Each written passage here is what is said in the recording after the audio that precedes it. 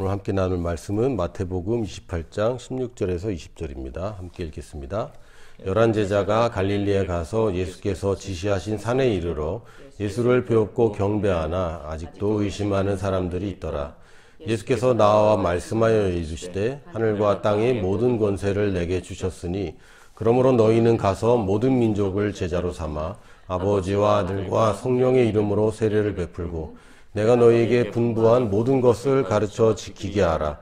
볼지어다 내가 세상 끝날까지 너희와 항상 함께 있으리라 하시니라. 아멘.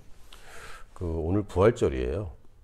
부활한 날을 우리가 알지 못합니다. 몇 월 며칠인지 알지 못하고 단지 우리가 주일이 매주 주일이 사실은 부활의 아침을 기념하기 때문에 토요일인 안식일이 아니라 전통적으로는 안식일은 토요일이거든요.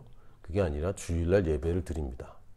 그러니까 안식일을 거룩하게 지키고 여전히 하는 건 이제 안식교나 유대교가 하는 것이고, 개신교, 특히 개신교나 천주교나 다 이제 주일을 예배와 미사를 하는데 저희들이 집중하는데, 매 주일이 부활이기 때문에 사실 부활주일 그러면 조금 이게 뭐지? 부활을 기념해서 주일날 모이는데 또 부활주일이 따로 있다는 것은 조금 상충되긴 하지만, 그렇다고 이 좋은 전통을 비판할 생각은 전혀 없어요. 단지 우리는 계란을 삶지는 않습니다.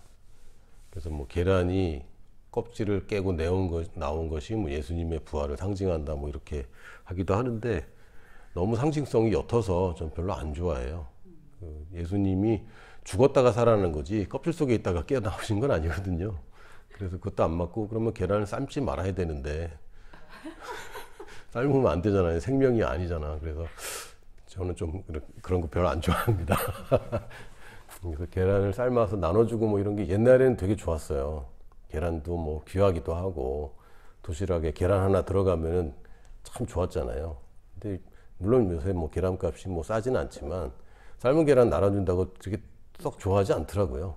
그래서 좀 의미가 많이 퇴색되지 않았는가. 그래서 부활절로 우리가 거창하게 예배드리진 않고, 우리 부활절은 그렇다고 모든 교회들이 부활절을 기뻐하는데, 그렇다고 우리는 저거 틀렸으니까 안 해. 이것도 사실은 좀 잘못된 것 같아요. 그래서 오늘 특별히 부활에 대해서 말씀을 준비했습니다. 사복음서의 마지막 부분들을 보면 이제 예수님이 부활로 거의 끝이 납니다. 예수님이 부활하시고 제자들을 만나시고 마지막으로 이 마태복음 당부라고 되어 있는데, 이건 명령이고 위임입니다. 당부라는 번역은 좀 별로 마음에 안 들어요. 이제 너희들 잘 살아야 돼 당부하는 약간 그런 느낌인데, 당부 아닙니다. 명령이나 위임. 그러니까 명령 그냥 단순한 이거 하지 마 이게 아니라 위임하는 것을 말씀하시는 거예요. 그래서 이것은 뭐라 그럴까, 그냥 당연히 해야 되는 것인데 당부가 되어버려서 하면 좋겠다라고 이제 자꾸 좀 왜곡되긴 했지만, 부활하신 예수님이 제자들을 만나서 위임하시고 하늘나라로 돌아가셨습니다. 예수님은 돌아가신 적은 부활 이후에 돌아가신 것이지 예수님 십자가에서 돌아가신 거 아닙니다. 사실 한국말이 좀 정확하게 얘기하면 예수님 십자가에서 죽으셨지 돌아가시진 않았어요. 돌아간 거는 원래 있던 대로 가는 게 돌아가는 거고, 예수님이 지옥 가셨는데 돌아가셨다 그러면 안 되죠. 지옥에 가서 사탄의 권세를 무찌르고 돌아오셨는데, 그건 돌아가신 게 아니라 싸우러 가셨습니다. 죽음의 영역으로 내려가셔서 죽음을 이기고 부활하셨고, 부활 이후에 천국으로 돌아가셨는데, 이 부활 이후에 제일 안 믿었던 사람들이 제자들이에요. 여자들은 천사를 보기도 하고 예수님을 만나기도 하고, 근데 그 전한 것을 안 믿는 거죠. 이 뭔가가 없던 것이 존재한다는 건요, 그냥 한 번만 보면은 그건 존재하는 겁니다. 지금까지 예전에 이런 블랙스완이라는 그런 용어가 생겨버렸는데, 검은색 백조는 없어 라고, 검은색 백조는 말이 안 돼. 근데 한 마리라도 검은색 백조가 나오면요, 또는 그게 한 번이라도 목격되면 검은색 백조는 존재하는 겁니다. 지금 달에 가서 생명의 흔적을 찾고, 화성에 가서 흔적을 찾고, 화성에서 생명의 흔적이 하나만 발견되면요, 그거 생명이 있었던 겁니다.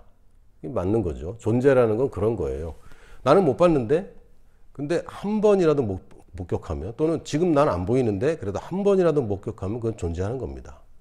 예수님의 부활도 마찬가지예요. 지금까지 살아난 사람이 어디 있어? 잠깐 살아났다가 또 죽었지. 살아나 승천한 사람이 어디 있어? 라고 얘기하는데 예수님이 그런 존재입니다. 그래서 존재라는 건 한 명의 증인이면 충분한 거고 또 한 번의 체험으로도 충분한 건데, 사람들은 예수님을 만난 이 제자들 보면 11제자들을 다시 만나셨다고 돼 있잖아요.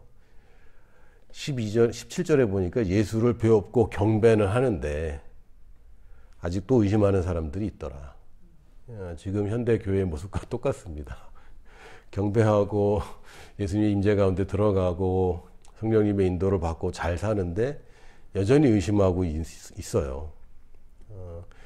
사실 예수님을 믿느냐 안 믿느냐는 예수님의 탄생을 믿느냐, 그 세상 사람들 다 믿습니다. 그 역사를 아예 예수님의 탄생을 기점으로 갈랐죠. 그리고 크리스마스 다 기뻐합니다. 예수님이 선한 분이었냐, 이거 다 믿습니다. 예수님의 십자가 다 믿습니다.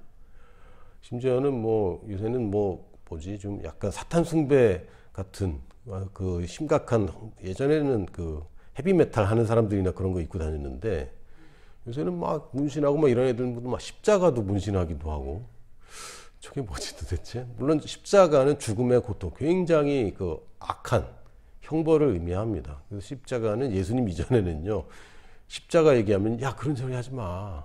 마치 우리가 단두대 얘기하고 육시를 참한다 이런 거 있잖아요. 그런 얘기할 때 그건 육시럴 이런 욕이 됐는데, 이거 녹음되고 있는데. 근데 예전에 십자가는 쌍욕이었어요. 십자가를 져라 그러면 완전 쌍욕입니다. 그거는 그냥 죽는 것도 아니고 그냥 사형당하는 것도 아니고 십자가에 매달려서 빨가벗겨서 죽을 때까지 매달려서 고통 가운데 죽으라는 욕이었습니다. 근데 예수님의 십자가 이후 십자가는 거룩함의 상징이 됐는데 사실 예수님이 거룩하게 돌아가신 거 아니에요. 비참하게 돌아가셨습니다. 근데 예수님을 왜 이 제자들은 계속 의심했을까요? 예수님 13년 반 동안 숙식을 같이 하지 않았습니까? 이 제자들 보면은 제자를 도대체 몇 년 동안 만들어야 끝이 나는가? 이거 평생 해도 끝이 안 나는 거 아닌가? 우리는 보내는 교회라 제자 만들어서 보내야 되는데 보낼 수 있을까? 이런 생각도 듭니다. 근데 요거는 이제 전제가 틀린 거고, 왜냐하면 그때는 성령님이 안 계셨을 때니까.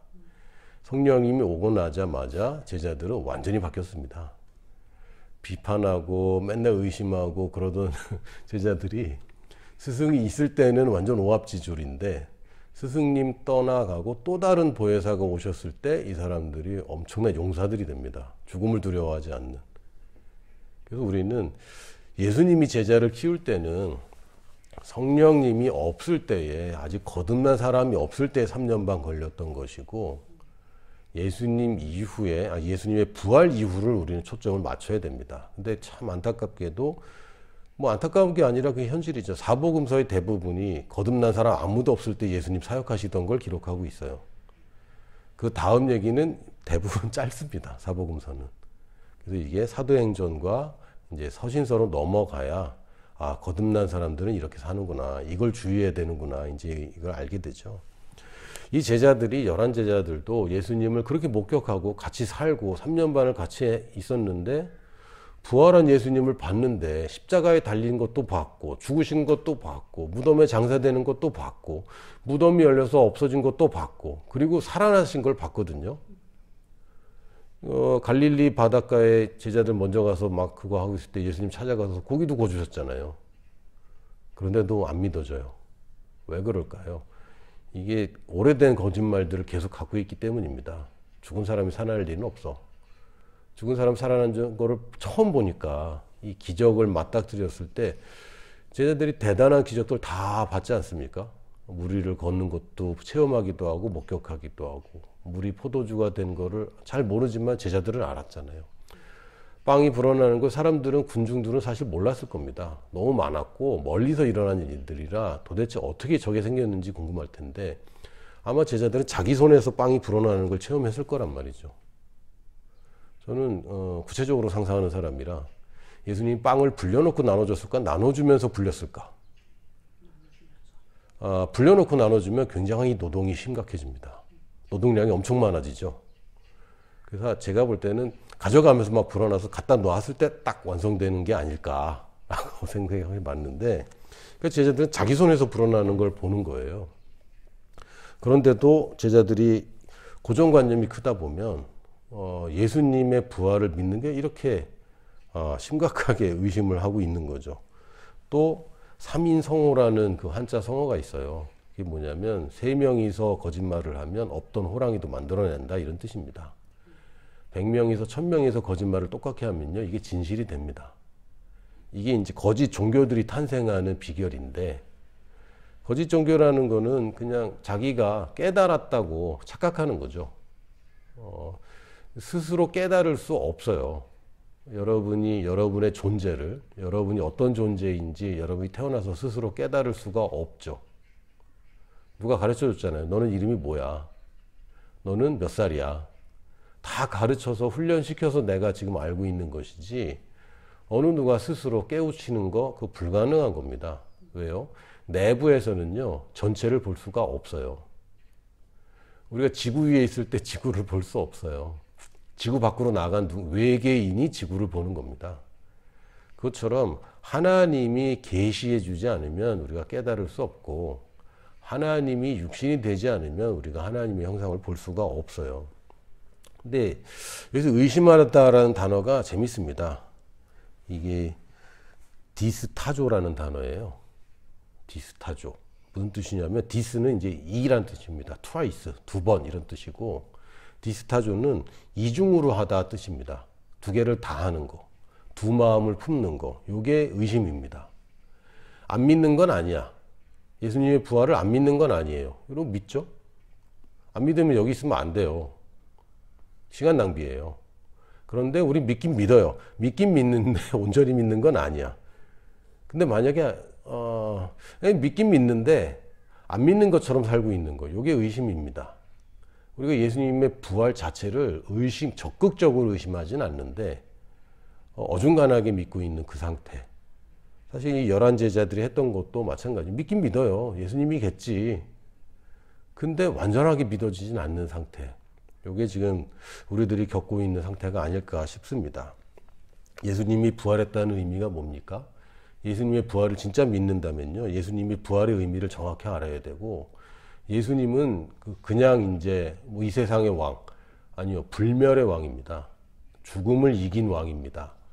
그래서 하늘과 땅의 모든 권세를 내게 주셨으니 라고 선언할 수 있는 오직 유일한 왕입니다. 부활하기 전에는요, 예수님이 이런 선언을 한 적이 없어요. 하늘로부터 왔다, 하나님의 아들이다, 하나님이 내 아버지다, 이런 얘기는 하셨지만, 사실은 그건 우리도 공통 아닙니까? 우리도 하나님 자녀고, 예수님이 특별히 예수님이 대단하다는 거 직접 얘기한 적이 없습니다.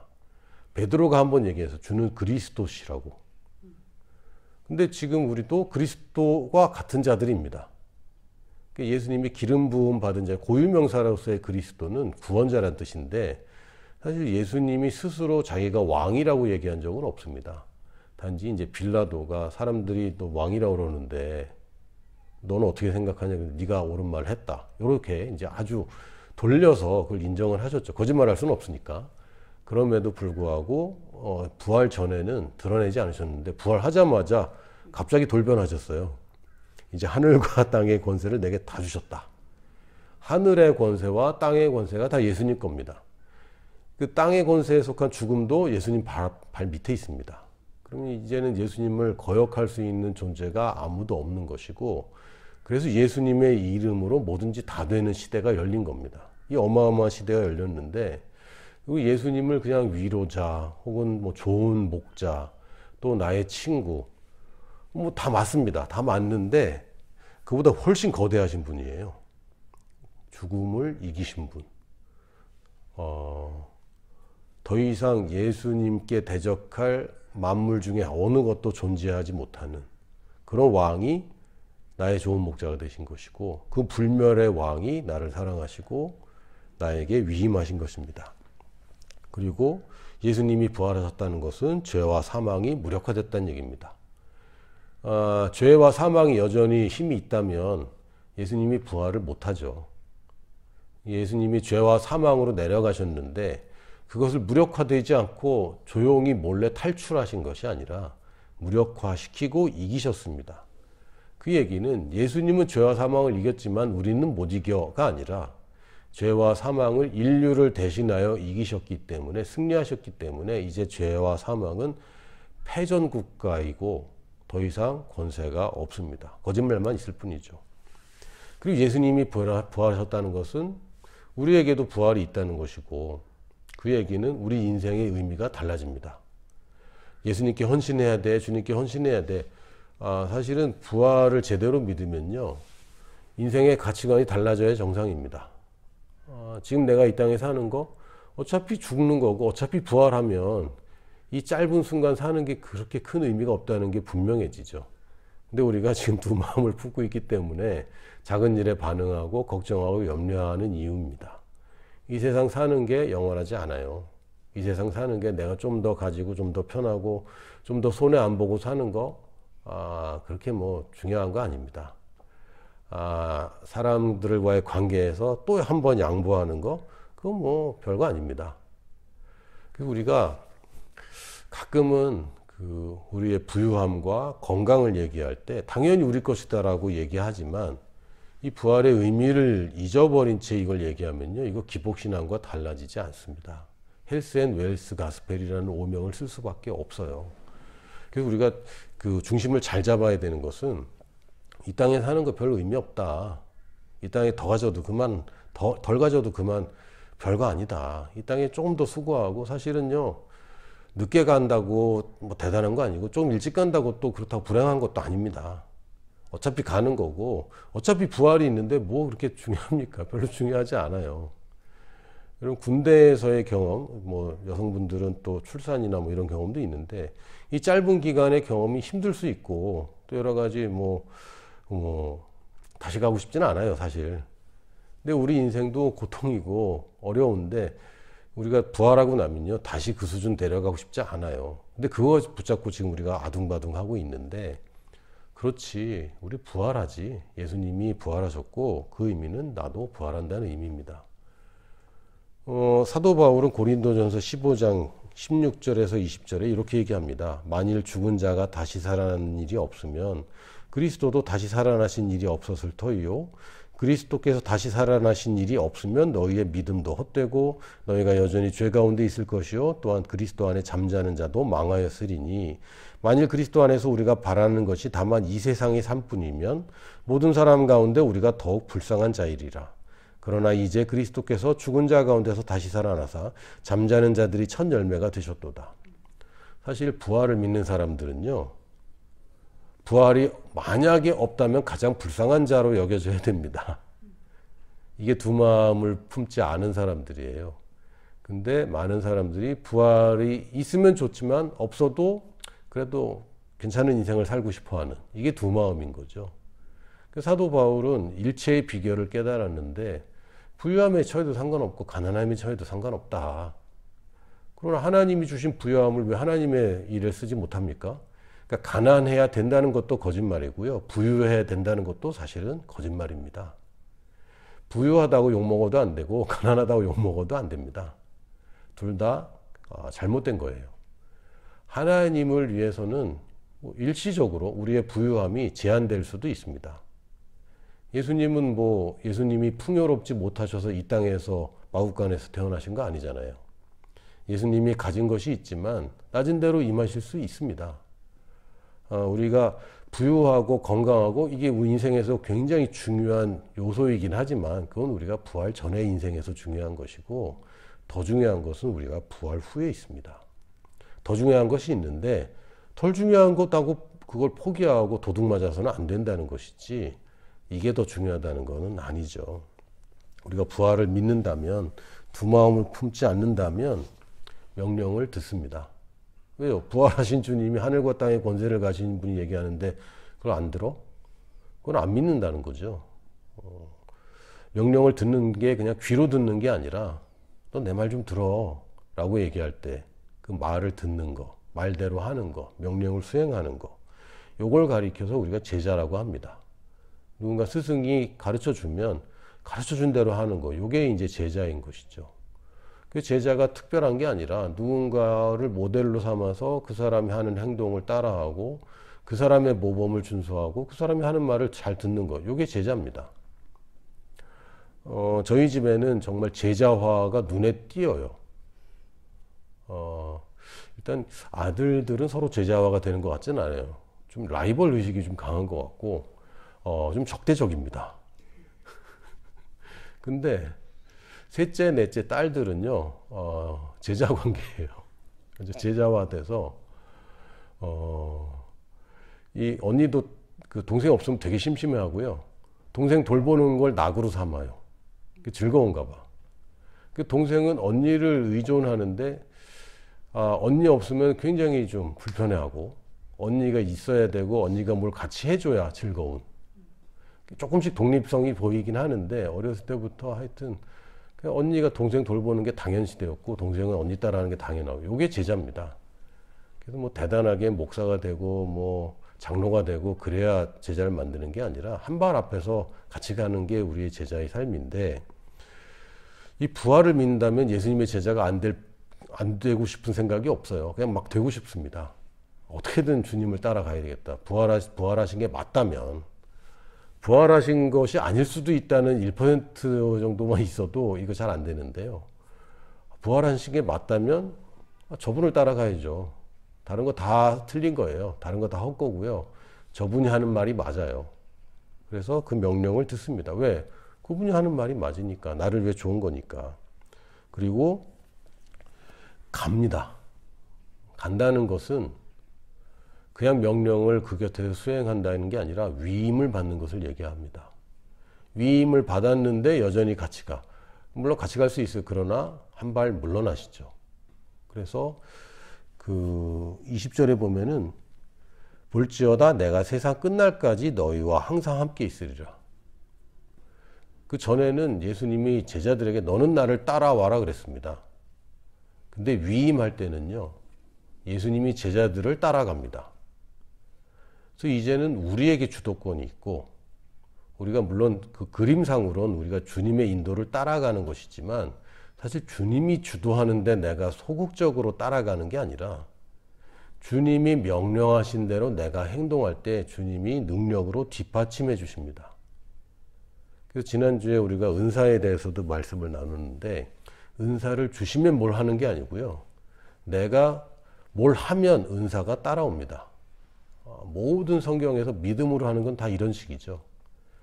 요단강을 멈춰줘야 건너는 게 아니라 이 성궤를, 언약궤를 맨 사람들이 발을 들여놓을 때 물이 멈췄고, 물이 갈라져야 건너는 게 아니라 모세가 손을 내밀어서 명령을 해야 물이 갈라지는 겁니다. 그래서 우리에게 위임하셨어요. 하나님은 믿음이 대단하십니다. 저는 애들 심부름만 시켜도 되게 불안하거든요. 불안해할 근거가 돼요. 제가 불안한 이유가 분명히 있습니다. 특히 이상하게 아들들은 아주 세밀하게 얘기를 해줘야 돼요. 뭘 사와라 그러면 엉뚱한 걸 사오기도 합니다. 그리고 개수를 틀리기도 하고. 그래서 3번, 4번을 분명하게 주지를 시켜도 엉뚱하게 해요. 딸들은 좀 낫습니다. 근데 이 심부름 하나 시킬 때도 굉장히 노력하거든요. 근데 자기가 사랑하는 아들들을 누군가한테 맡기는 거. 어저께 저희 큰아들 학교에서 요번에 신입생들, 뭐 꼭 1학년 아니더라도 중간에라도 들어온 친구들, 이제 우리 아들이 고2인데 이제 처음 학교를 들어간 거라 신입생들 축복식을 했어요. 나는 아무것도 모르고 그냥 줄레줄레 갔는데 뭐 기도하라고 그러고 뭐 이렇게 시키더라고요. 목사인 저도 좀 당황스럽던데 부모님들 다 나와서 자녀를 위해서 각자 기도하라 마이크 대주고 우리는 그냥 통성으로 기도하고 보통 그러는데 한 사람 한 사람 다 시키더라고요. 그래서 또 나이 순대로 하는 바람에 내가 첫밭 따로 했는데 갑자기 당황스럽더라고요 좀. 근데 어쨌든 다른 분들도 다 잘하시던데 그냥 하나님은 날 뭘 믿고 이 아들을 나한테 맡겼을까. 지금 뭐 내 아들이라고 지금 뭐 그렇긴 하지만 내 거 아니고 다 하나님의 아들들이잖아요. 근데 뭘 믿고 저렇게 맡기실까. 이 귀한 애들을 이런 거 생각해 보면 하나님 믿음이 대단하다. 제자들 뭘 믿고 이렇게 위임하셨을까?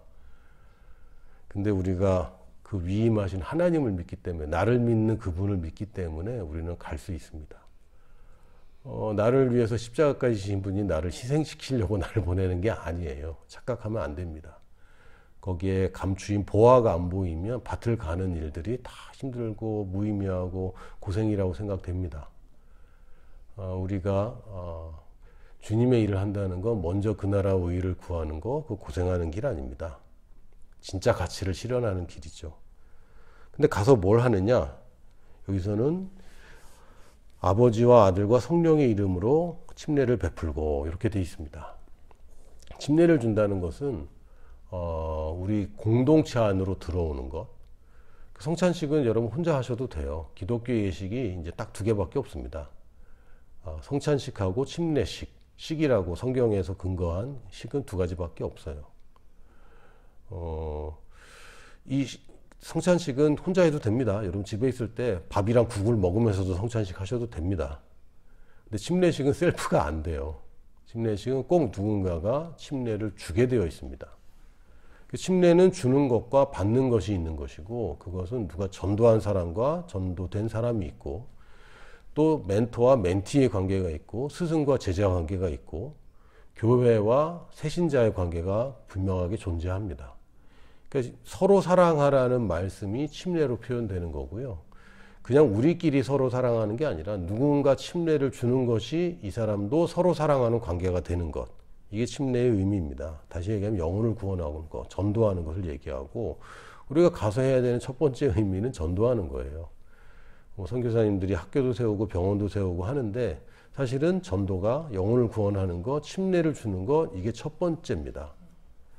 그래서 전도 이러면요, 좀 병원 사역도 전도에 들어가고, 학교 사역도 전도에 들어가고, 구제 사역도 전도에 들어가고, 뭐 큰 범위에서 다 포함시킬 수 있는데, 저는 왜 복음을 전하라고 안 하고 침례를 주라고 정확하게 이렇게 너무 구체적으로 얘기하셨잖아요. 하나의 그냥 한 사람이 거듭나서 교인이 되고 성장하는 것에 아주 이벤트적인 한 순간을 얘기하셨어요. 복음을 전해서 변화시켜라가 아니라 침례를 줘라. 왜냐하면 네가 하는 모든 것이 모호하고 광범위한 것을 하는데 목적은 하나야. 이 사람 영혼 구원하는 거. 여기 초점이야 라고 말씀하신 것 같아요. 단언할 수는 없지만 왜 굳이 침례라는 이벤트를 얘기하셨을까? 여기까지 가지 않으면 명령을 수행하는 게 아닙니다. 첫 단계도 지금 안 간 거예요. 복음을 못 전하지만 학교하고 병원하고 그래도 괜찮은 게 아니죠. 물론 그런 것들을 할 수밖에 없는, 다른 것을 할 수밖에 없는 그런 시기도 있습니다. 여전히 이슬람 세계에서는 복음 전하면 바로 쫓겨나는데, 그리고 내가 전한 사람들도 곤란해지고, 지금 장기적으로 프로젝트를 하고 있는데 어느 날 그냥 복음 전해서 쫓겨나면 곤란하겠죠. 그러나 목적은 분명해야 됩니다. 이것만으로도 선교야라고 얘기하면 안 되죠. 지금 과정 중이야. 결국 침례 주는 데까지 우리는 가는 거야. 그래서 이게 NGO 사역이 참 이게 어려워요. NGO 사역을 하면 접근은 좋은데 이 복음 전하는 문턱이 너무 높거든요. 왜? 복음 한번 전하는 순간 모든 투자한 금액들까지 다 날려버리기 때문에 이게 참 어렵습니다. 그래서 이게 잘 생각해야 되는 거고 계획을 잘 짜야 되는데, 예전에 우리나라가 병원과 학교 사역으로 시작을 한 좋은 모범이 되었기 때문에 여전히 지금도 학교와 병원으로 시작을 하는 경우가 많지만 좀 달라질 필요가 있습니다. 어떻게 하면 침례를 주는 데까지 신속하게 갈 것인가, 이쪽으로 이제 접근을 해야 저는 선교 전략이 맞다고 봅니다. 어쨌든 좀 얘기가 좀 엇나갔는데, 침례를 준다는 것은 단지 그냥 선한 일을 하는 것, 거기에 머물러서는 안 된다는 것이고요. 영혼 구원, 침례까지 가는 것, 이게 분명한 목표입니다.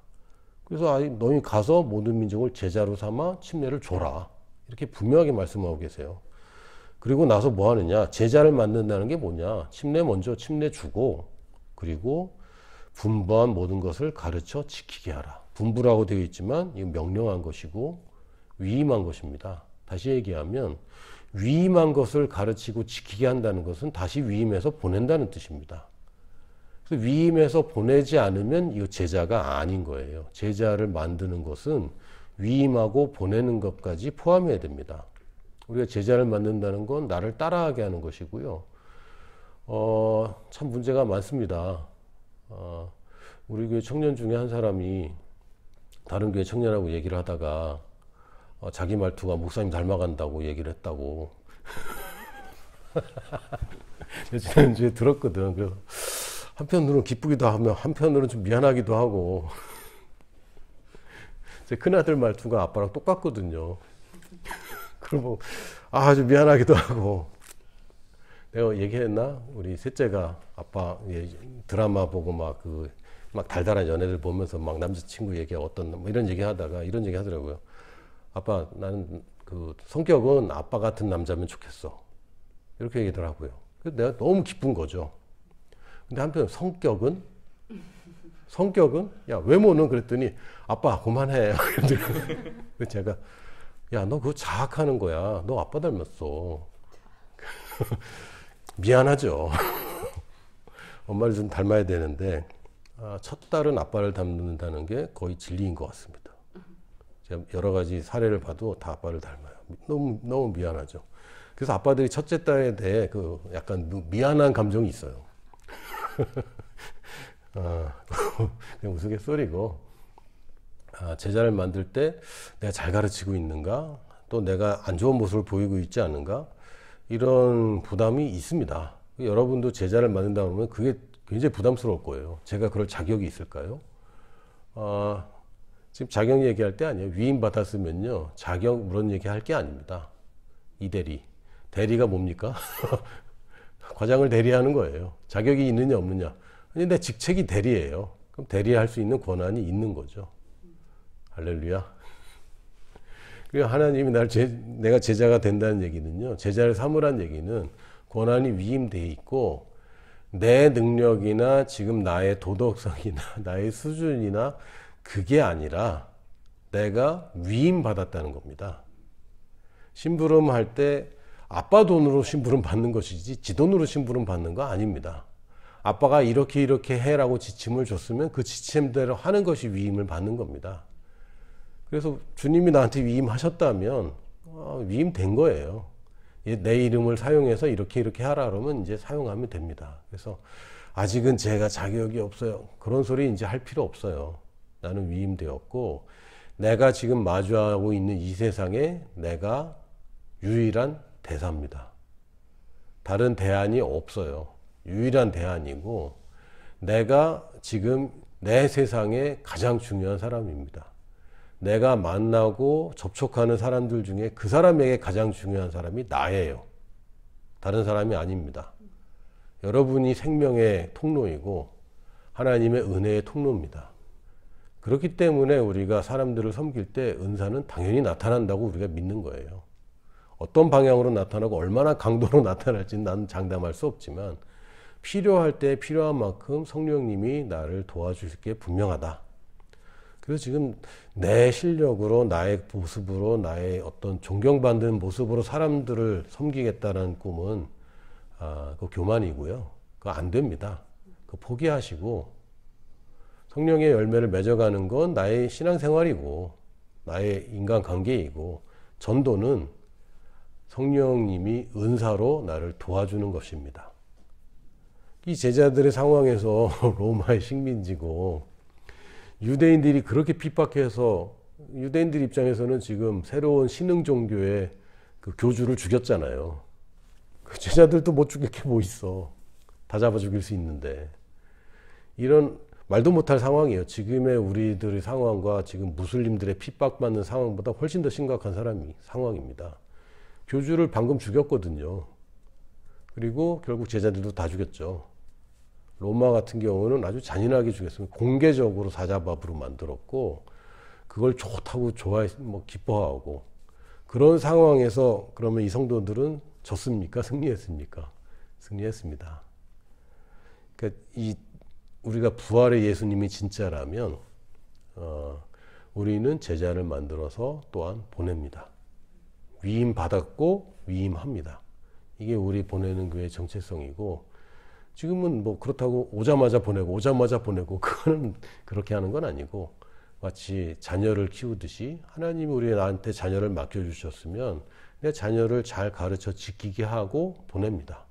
그래서 새로운 가정을 이루게 하고 거기서 또 자녀를 낳고 또 위임하여 보내듯이 이게 생명의 관계인 것이고 우리 교회는 그런 교회입니다. 제자를 삼고 위임하고 보내고 그게 어떤 지리적으로 보내는 것도 있고 우리는 주일에 하나님의 말씀으로 성도들을 위임하고 일주일간에 여러분이 세상에서 여러분의 삶 가운데 여러분이 위임받은 제자로서 제자를 만들도록 터전으로 보냅니다. 모이기를 힘쓰라고 했지만 모이기를 힘쓰는 이유는 보내기 위해서입니다. 우리 교회는 세상을 위해 있습니다. 성도들을 위해 존재하는 교회가 아닙니다. 우리는 세상을 위해 존재하고 특별히 선교지를 위해 존재하는 교회입니다. 이게 우리 교회의 정체성이고 저는 그것이 하나님의 말씀이라고 믿습니다. 우리는 세상에 위임 받았습니다.